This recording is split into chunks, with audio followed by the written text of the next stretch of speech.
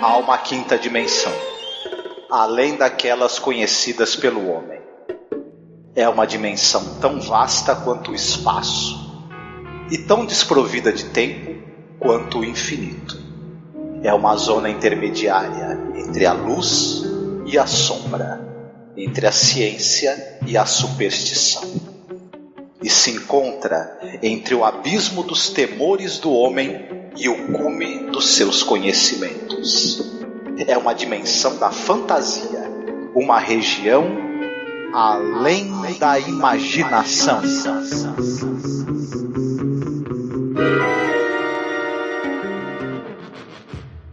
I swear I just don't understand.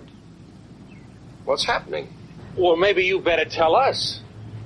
There's nothing working on this street. Nothing. No lights, no power, no radio. Nothing except one car. Yours. How do you figure it started, Les? Yeah, how do you explain that? Yeah, what's the idea, Les? Wait a minute now. Just keep your distance, all of you. Okay, so I've got a car that starts by itself. Well, it's a freak thing, I admit it, but what's it make me, a criminal or something? I don't know why it starts, it just does. What's this all about, Steve? We're on a monster kick, Les.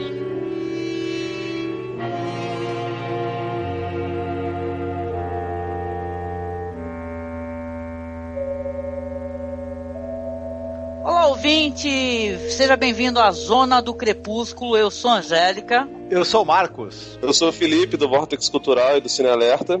E hoje vamos falar do próximo episódio de The Twilight Zone. Episódios mais memoráveis, na minha opinião, claro, né?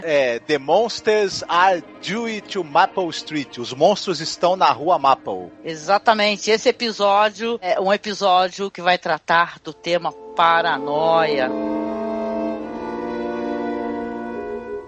Começando aqui o nosso bate-papo, falando algumas curiosidades sobre o episódio. E aí, Marcos, curiosidades referentes ao episódio Os Monstros da Rua Maple. Eu acho que logo de cara dá pra gente falar sobre essa questão interessante que o Rod Serling resolveu tratar, que é essa era pós-macartismo, né? O Rod Serling esteve na Segunda Guerra Mundial, né, se eu não me engano.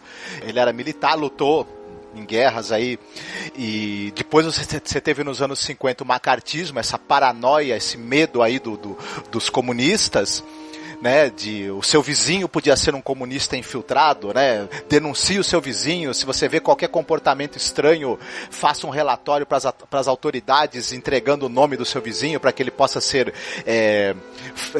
levado para interrogatório. O Rod Serling era roteirista. Um dos principais alvos dentro ali da indústria do cinema e da televisão da perseguição macartista foram os roteiristas.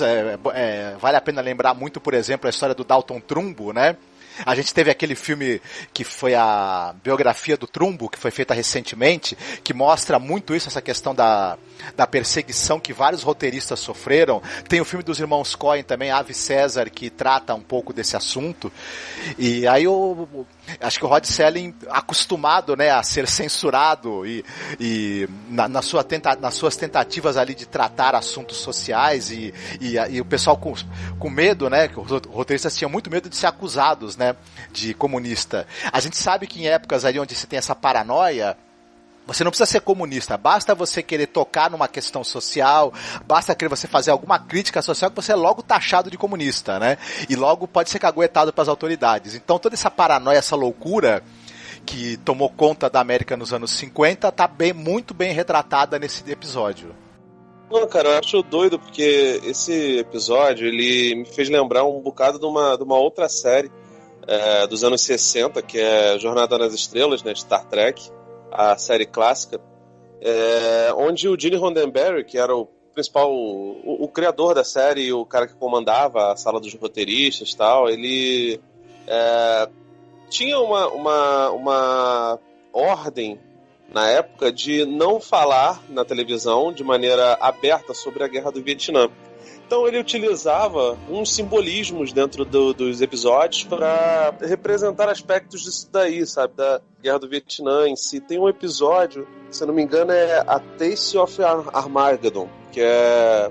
não lembro o nome dele brasileiro, mas é um episódio onde tem uma a Enterprise ela passa por um planeta que tem 2 povos em guerra, só que a guerra não é exatamente como a gente conhece guerra, sabe? Não tem uma bomba chega lá e destrói o seu país e aí destrói as cidades, não. A guerra é feita pelo computador e o computador ele calcula quantas pessoas vão morrer e aí o país que sofre esse ataque do computador, ele tem que levar a quantidade de gente que morreria ali no lugar pra uma câmara e nessa câmara as pessoas são mortas, tá ligado? Tipo assim, eles impessoalizam pra caramba a guerra, né? Uhum. Fazendo desse jeito, que assim, não tem uma destruição em massa. O que o Gene Roddenberry e os roteiristas desse episódio querem falar é sobre esse lance de os Estados Unidos normalmente não ter as guerras dentro do seu território. A Guerra Civil Americana teve guerra dentro do território dos Estados Unidos. Mas para eles, como é no exterior, para o povo em geral, isso soa distante demais. Mesmo que alguns soldados percam as vidas, né? Mesmo que os jovens percam suas vidas, ainda assim não é dentro do território deles, né? E aí, no final das contas, o Kirk destrói o computador e fala: vocês querem continuar a guerra? Beleza, façam a guerra direito. Destruam suas cidades, façam tudo, porque, tipo assim, no final das contas, aquilo dali impedia que as pessoas chegassem à paz, né? E, obviamente, que Star Trek não podia falar da Guerra do Vietnã de maneira muito solta, né, cara? Sim. E eu acho doido o que os roteiristas desse episódio, não me recordo agora quem foi o sujeito que escreveu, o modo como ele trata esse lance da paranoia, né, cara? O roteiro é do próprio Rod Serling. Mas assim, cara, eles não, em momento nenhum eles falam exatamente o que deixa eles bolados e o que causa esse frisson na população, né? Aham. Então, vamos aqui então rapidamente, eu vou dar aqui uma breve sinopse. O episódio, a abertura dele é ali num subúrbio, né, um desses subúrbios americanos, né, o pessoal adora isso daí, né, aquele negócio do American Way of Life, né, aquelas casinhas maravilhosas do subúrbio, e tem a narração do Rod Serling falando assim: olha só, a Rua Maple, né, fim do verão, um pequeno mundo arborizado, né, com as crianças brincando na rua, o sino do vendedor de sorvetes. Aí, ali às 18h43, se eu não me engano, um som, um rugido, né, e tal, um clarão de luz. E o que acontece? A Maple Street ela vai ficar, as pessoas percebem que os telefones não funcionam, a energia parou de funcionar, afeta tudo, cortadores de gramas, carros, e aí todos vão pra rua para discutir a situação. Aparece um cidadão ali, que é um cidadão que é interessante, né, ele tem um desfecho interessante dentro dessa história, que é o Pete Van Horn, né, com um martelo ali no seu macacão, que ele se oferece ali para uma outra rua, né, para verificar se também ela foi afetada. Enquanto isso, os vizinhos decidem ver o que está acontecendo. Um deles decide ir à cidade, até então verifica-se ali que os carros também foram afetados.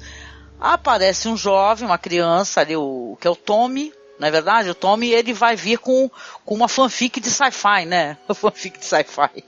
Ele vai vir com uma história de sci-fi clássica, né? Ele vai falar: olha, é assim que os alienígenas invadem. Primeiro eles vão cortar as comunicações, né? Ele não fala assim, claro, né? Aí depois as pessoas, já vai ter gente infiltrada ali, tem alguns alienígenas que parecem ser humanos normais.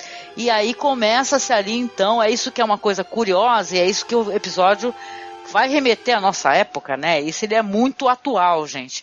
Começa-se ali automaticamente a acreditar no que o moleque falou, né? Que um daqueles residentes ali da Rua Maple pode ser um alienígena infiltrado, né? E tal. E aí começa a suscitar então a paranoia do que o Tommy falou, né? Começa um cidadão a virar pro outro: aquele fulano ali, né? Por que aquele fulano é uma mulher, por sinal, né? Falar porque aquele fulano tem o hábito de ficar saindo no quintal à noite para poder ver, fica olhando pro céu como se ele estivesse aguardando alguma coisa. Aí o cara fala que na verdade tem insônia, né? Só isso. E começa uma briga e uma vigilância, né? E o guarda da esquina ali, né? Pronto a caguetar. The Twilight Zone realmente, gente, é uma série de altíssimo nível, né? Que coloca muitas questões éticas, morais, né, e tal, né? Mas esse é um dos episódios que ele é muito avançado para a própria época dele, né? A gente fica até curioso, assim, como é que o Rod Serling colocou isso daí na televisão, cara? É muito interessante, né? Sim, sim. Eu acho doido, cara, porque ao mesmo tempo que eles tratam de algumas coisas veladamente e com sutileza, no roteiro, os atores, eles são bem diferentes disso daí, né, cara? Porque, afinal de contas, assim, são episódios muito curtos, tem 20 e poucos minutos, e eles têm que passar a informação de um jeito mastigado o suficiente para o grande público entender. Afinal de contas, não é exatamente uma série de nicho. Apesar de ter se tornado um cult, né, ou Além da Imaginação, é um seriado pra família ver, né, cara? E é doido como anos 50 as pessoas tinham uma liberdade pra poder falar sobre isso, enfim, né, sobre esses temas, ainda que de maneira velada. Sim. Agora, cara, eu acho muito doido, porque eu vi também o remake que fizeram, passou, acho que, se eu não me engano, no SBT, eu não lembro, sinceramente não sei quando passou aqui no Brasil o Além da Imaginação original, tá ligado? Mas no remake eles abrem mão de uma situação que nesse episódio, no clássico, tem, que são os caras lá de fora, lá de longe do alto, assim, onde se dá pra ver todo o subúrbio, testam a parada das pessoas, né? Eles falam, se a gente desligar uma ou outra coisa delas, se mudar uma palha dentro da organização delas, elas entram em colapso e começam a se caguetar, a se sabotar, a lutar contra si mesmo, né, cara? Isso é muito doido. Porque, no final das contas, por mais que, assim, o subúrbio americano é bem diferente do nosso subúrbio. Aqui no Brasil, a pessoa que mora no subúrbio, geralmente ela é um pouco mais pobre, não é tão endinheirada, né? Obviamente que tem gente rica nos subúrbios do Brasil, do Rio de Janeiro, de São Paulo, de Minas, mas é um pouco diferente. E lá é mais a classe média alta, a gente que tem dinheiro e que não quer ficar exatamente na área urbana, morar na né? cidade, é verdade.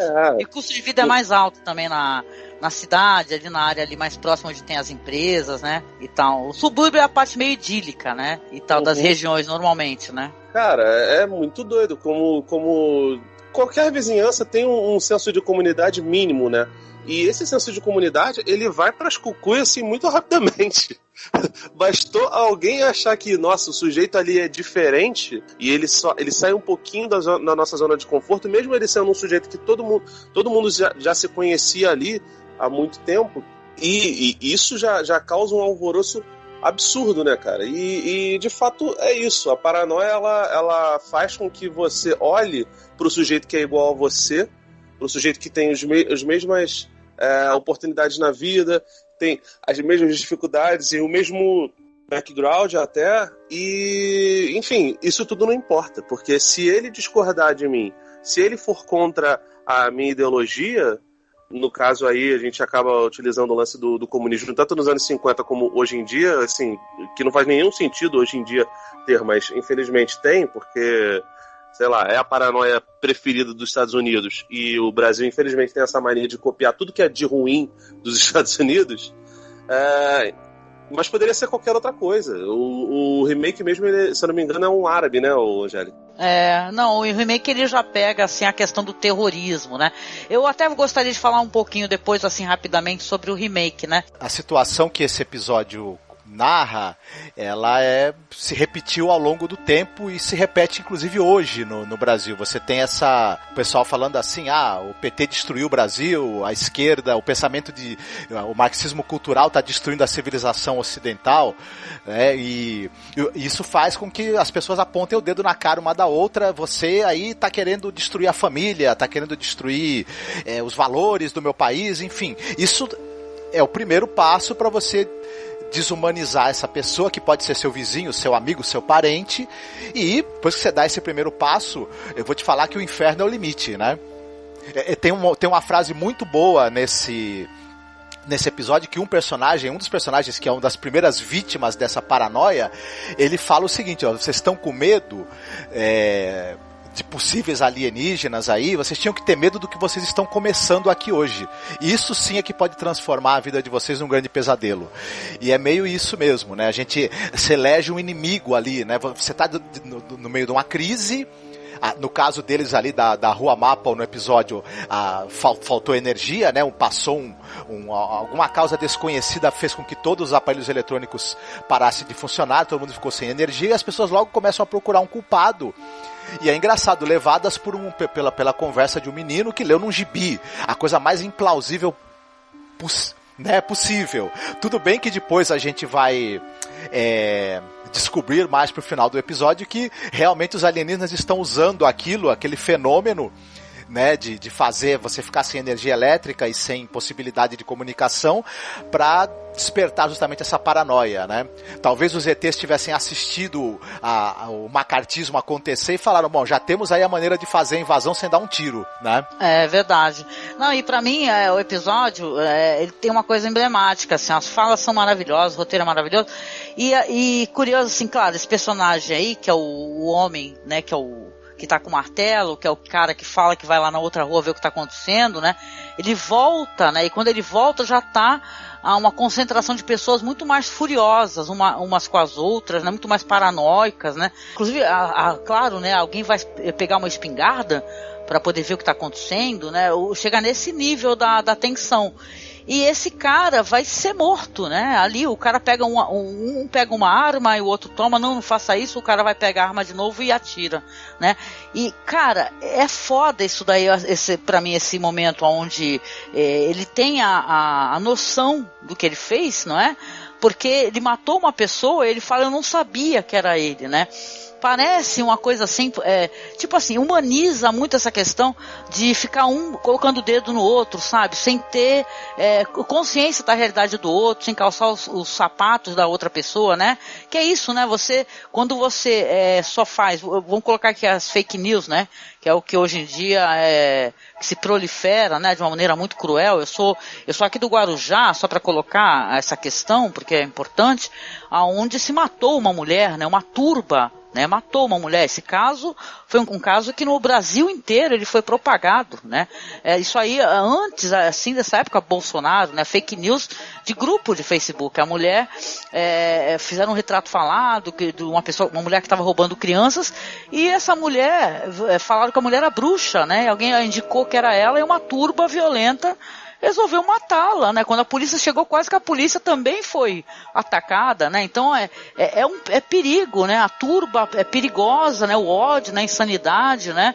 A mentira, né? Então, para mim, esse momento que esse homem, né? Esse homem que é o cara lá que é mais destrambelhado nessa questão, né? É um dos primeiros que fica mais, né? Porque depois a paranoia começa até as pessoas mais coerentes, você percebe que elas também estão desconfiando uma das outras. Mesmo o cara mais coerente na questão ainda tá desconfiando do outro. O primeiro a embarcar com gosto na paranoia e influenciar os outros é o Charlie, que é vivido pelo Jack Weston, né? Enquanto isso, o personagem do Steve, que é vivido pelo ator pelo Claude Akins, ele fica tentando ainda ser a voz da razão ali, né? Mas em determinado momento ele também vai acabar meio que sucumbindo, né? À loucura. Isso, exatamente. Não, e depois quando morre esse personagem, que é o faz tudo, lá o cara que tá de macacão, com martelo, né?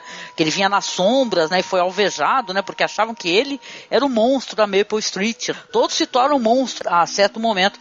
E o cara grita, né? Eu não sabia que era ele, não vi que era ele, né? Então você é muito fácil você julgar, você fazer qualquer coisa sem saber quem é o outro, né?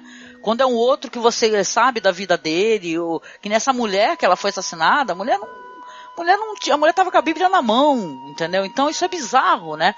Então é um episódio assim muito, muito atual.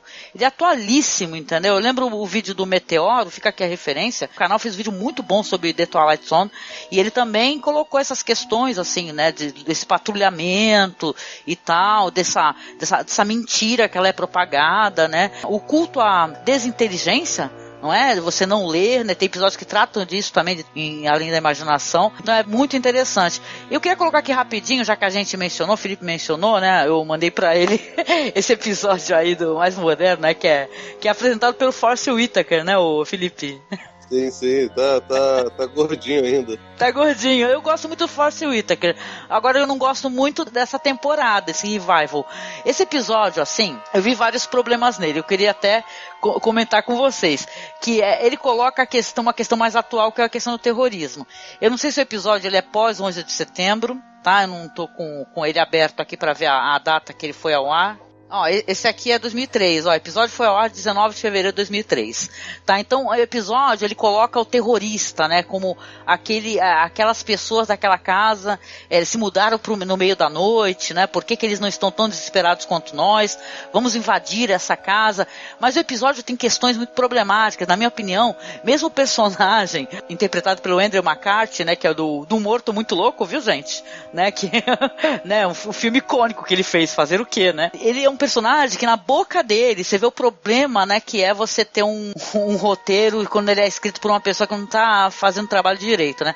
Fala assim, os terroristas querem que a gente pense isso e tal. Então, enquanto o The Twilight Zone coloca uma coisa, acho que é muito mais, que atravessa fronteiras, é uma coisa mais individual, não sei dizer, mais subjetiva, uma coisa, a humanidade em geral, esse já coloca como os terroristas querem que a gente pense assim, entendeu? Então ele coloca assim os personagens, mesmo esse único personagem, que ele em nenhum momento ele se transforma, né? Diferente do personagem da série do Rod Serling, que ele, até o próprio cara, que era um cara menos insano ali, em outro momento ele vai começar a desconfiar também, vai falar, não, então não sei o quê. E tem a mulher dele também, ele é casado, a mulher dele fala, eu não quero desse novo episódio, eu não quero ser igual a eles, e ela é muito igual a eles, ela é muito mesmo. Então, cara, é um episódio bem problemático, esse episódio legal, interessante, eu acho que ele atualiza, né, esse discurso que o Rod Serling proporcionou, né, só que é bem americanoide, virou uma pataquada americanoide com direito a cena de romance no meio, né, totalmente desfocada do sabe, olha, não sei, não recomendo, assim, né. Eu acho doido porque a série antiga, apesar de ser no meio dos anos 50, ela consegue fugir de um maniqueísmo que esse episódio em especial, não lembro se os outros episódios dessa nova versão, se eles têm a mesma pegada, mas ela apela demais, né, pro maniqueísmo e acaba pegando o lance do inimigo da moda também, né? Mas a forma como o Rod Serling escreve o primeiro episódio é um pouquinho melhor urdida, né? Construidinha. Eu diria também, Felipe, que se a gente assiste os dois, você compara a montagem de um episódio com o outro. A diferença, a capacidade que o diretor do episódio original da Além da Imaginação dos anos 60 tem de conduzir a narrativa, a maneira como os cortes vão ficando mais rápidos e subjetivos e você vai dando aquela sensação de urgência e desespero. A fluidez narrativa do episódio original é muito maior, ele tem muita coisa de linguagem cinematográfica ali, enquanto que o episódio de 2013 ele é uma coisa mesmo com cara de linguagem mesmo pra TV, assim, você tem muito menos recursos narrativos ali sendo empregados, né? Embora seja um episódio muito mais recente, feito muito mais pra cá, né? Pois é. Ele tem ele lembra quase um telefilme, né, cara? Agora, eu acho muito doido, cara, porque hoje em dia muita gente gosta pra caramba de Black Mirror. Eu acho uma série legal, especialmente porque tem toda uma estética de TV britânica, né? E tem um investimento grande, é uma série cara, né? E o Twilight Zone, cara, é muito doido, porque, primeiro, não é muito... Os episódios não são caros, né? Pelo menos não aparentam ser, tanto que, porra, a primeira cena de discussão, eu esqueci o nome do personagem, o sujeito que é acusado de ser o cara que tá causando aqueles rebuliços e os curtos-circuitos, os colapsos dentro da comunidade, ele é meio carequinha, sabe? E calvo, né? E o cabelo dele vai mudando de acordo com o ângulo que a câmera pega, né? Então, tipo assim, não é um grande cuidado com continuismo, sabe? Mas, cara, você vê que é uma produção barata, curta, a história é curta, ela é direta e você não sente que a parada é rasa, entendeu? Isso que eu acho muito doido, porque é muito difícil você fazer isso no roteiro. Porque os personagens, eles não têm uma super introdução, não se mostra, o passado deles não se dá tempo de você se afeiçoar a eles, né? Até por isso eles têm que ser o mais universais possíveis, né? Muita gente chamaria de genérico, mas pelo menos pra mim não fica essa sensação de que é genérico. A situação ela é tão urgente, é gritante, que você embarca naquilo dali. Eu lembro que recentemente eu também vi um episódio desses do Além da Imaginação. Eu acho até que tinha o Will Shatner, cara. Que era o episódio do avião lá, o que inspirou o Gremlins lá, o filme do Joe Dante, tá ligado? Que também é muito legal, mas assim, é bem diferente. Esse episódio da Rua Maple, ele é mega mais sério e trata de uma questão de maior urgência, né? Mas, cara, é triste que a nossa realidade imite a arte, né? Especialmente com essa imbecilidade aí que falam de marxismo cultural, cara. Se existisse marxismo cultural, a gente não tava nessa situação calamitosa que tá hoje, a gente não estaria tendo gente pobre perdendo direito, a reaçada não surgiria como tem surgido, não aconteceria essa movimentação que não é exclusividade do Brasil, é uma coisa mundial, enfim. Sim. E, cara, cada vez mais eu tenho menos paciência, eu não sei vocês, eu tenho menos paciência pra ficar discutindo com bot, sabe? Com robôzinho. Nem me dá o trabalho. Também tá difícil. Isso não vale a pena e é uma bobeira, cara.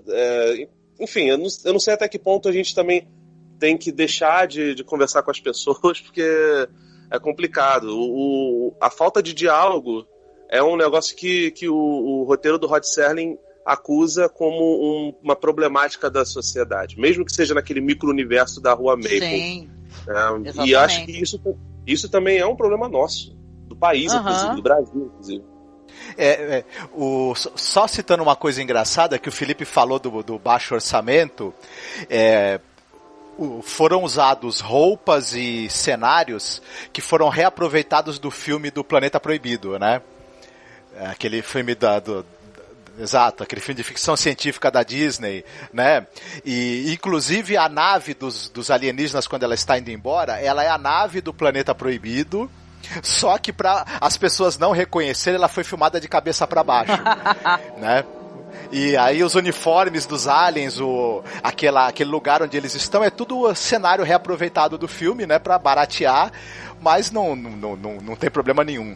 E vocês depois querem que a gente cite as referências aí, filmes inspirados, porque tem umas referências interessantes aí. Então, tem uma outra série de TV chamada The Outer Limits.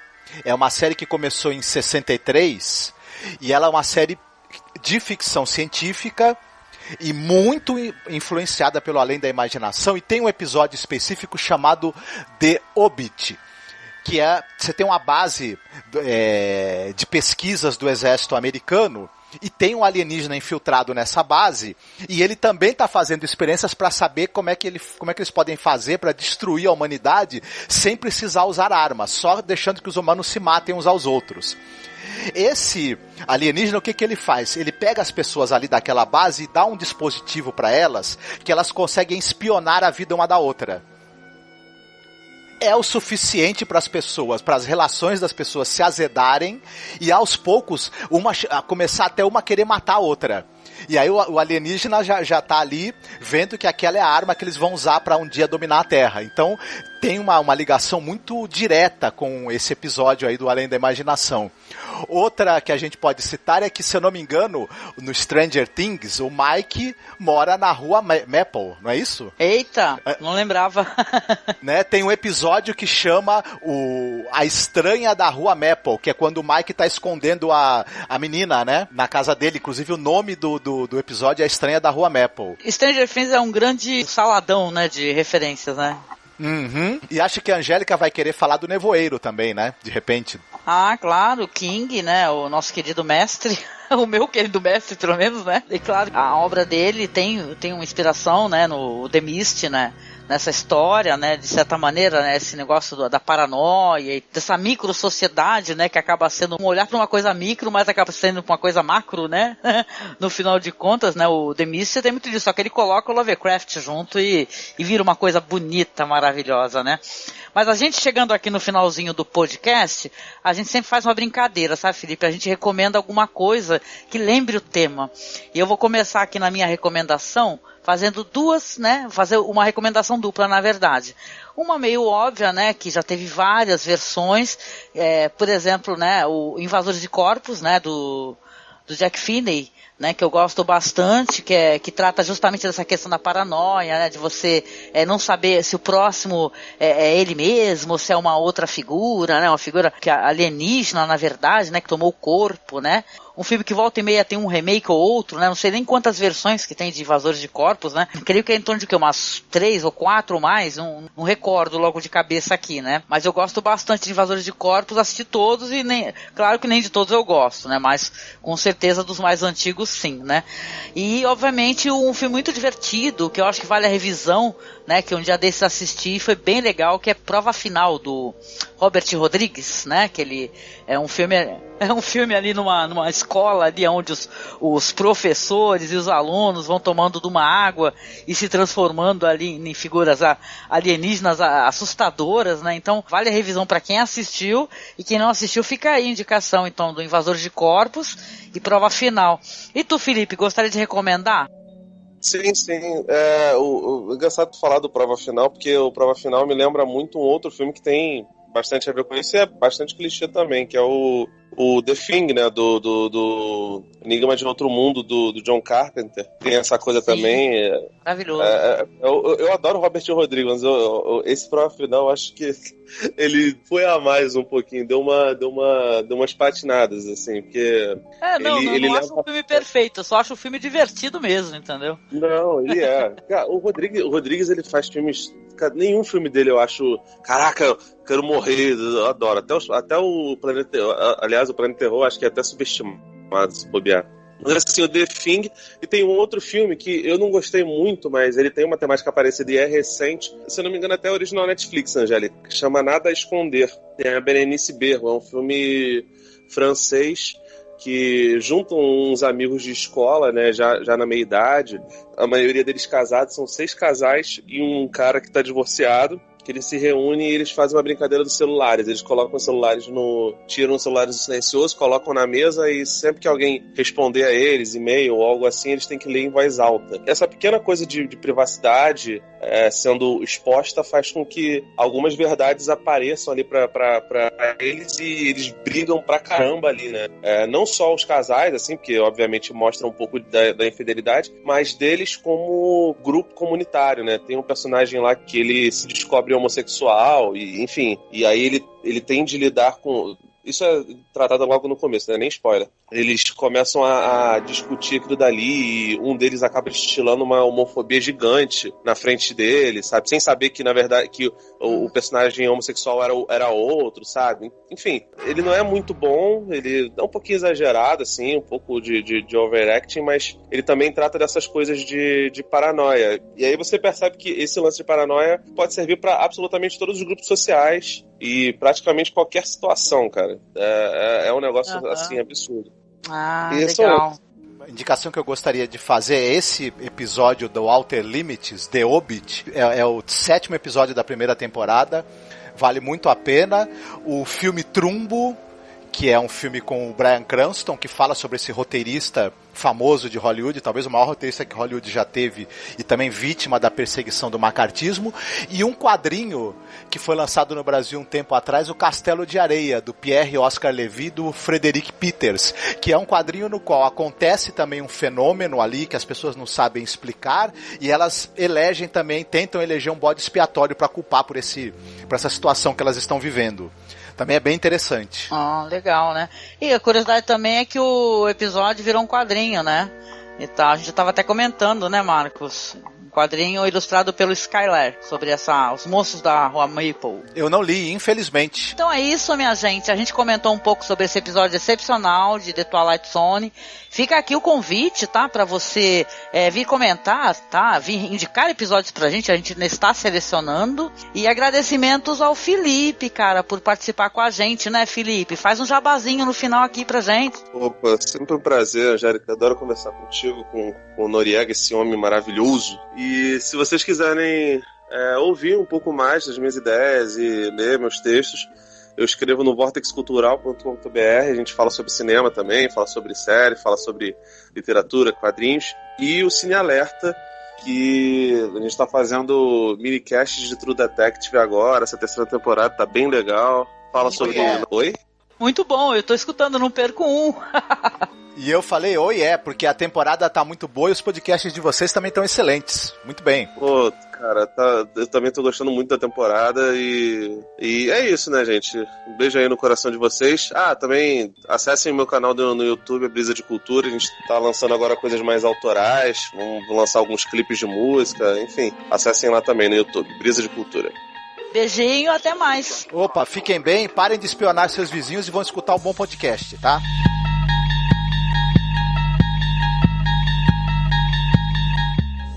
Understand the procedure now?